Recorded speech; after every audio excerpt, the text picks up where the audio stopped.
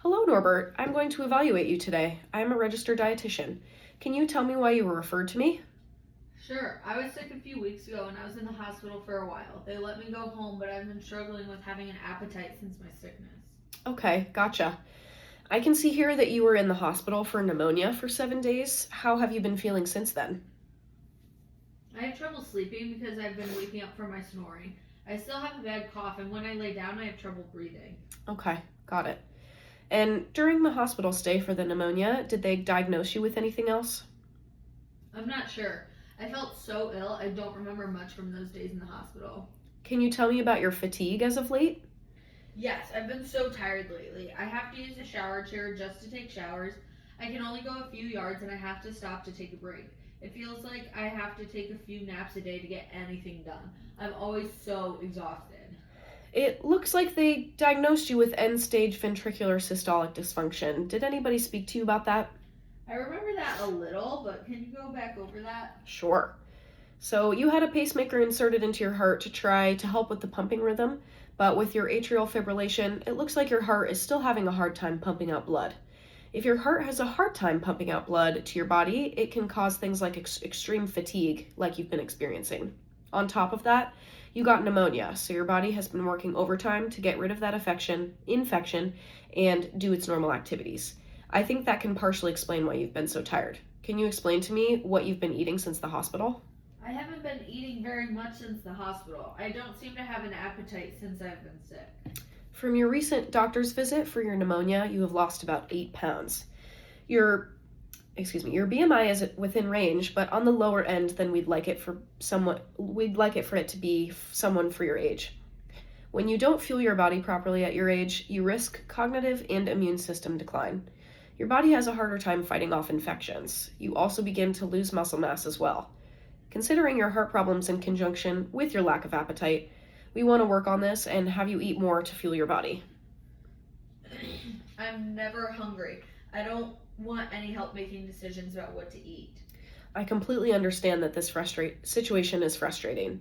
I'm here to help in any way that I can. What if we go over your labs first? That would be fine. Okay, so the lab team tested your basal metabolic panel, a complete blood count, and did a urinalysis. You had some abnormal values on your BMP. Your first lab value that was out of range was your blood urea nitrogen, or BUN level. That was 26, and the range is 7 to 20. This is a big marker for whether or not your kidneys are doing their job to filter waste efficiently. How much water would you say you drink in a day? A glass or two. I have a lot of water. We want to be shooting for closer to 50 ounces of water. That is usually 6 to 8 glasses of water a day.